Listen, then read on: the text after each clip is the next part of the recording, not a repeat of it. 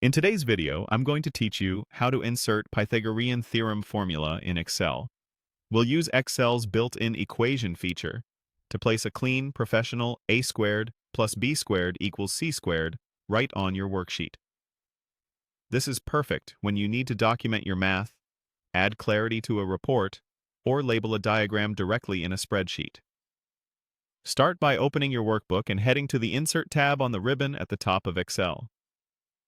The Insert tab is where Excel keeps tools for adding objects like charts, images, symbols, and, in our case, math. Make sure your window is wide enough so you can see all the groups on the ribbon. The equation feature usually lives on the right side inside the symbols group.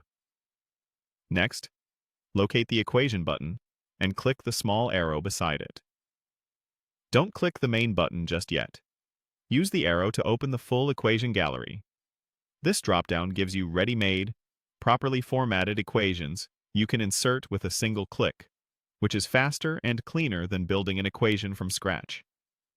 In the gallery, look for Pythagorean Theorem and click it. Excel immediately places a formatted equation, a2 plus b2 equals c2, onto your sheet as an equation object. You can drag it to position it where you want, just like a shape or a text box. If you want to adjust the size, use the corners to resize while keeping it proportionate. To edit the symbols or add context, click inside the equation. You can replace A, B, or C with labels that match your worksheet, like X, Y, and hype, or keep the classic notation.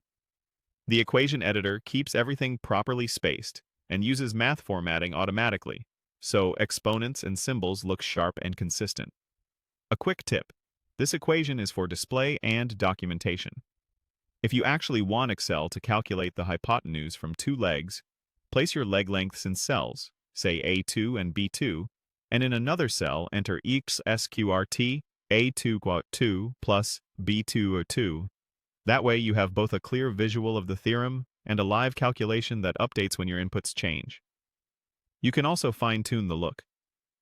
With the equation selected, use the context tools on the ribbon to adjust font size so it matches your sheet, and align it with nearby cells or shapes for a tidy layout.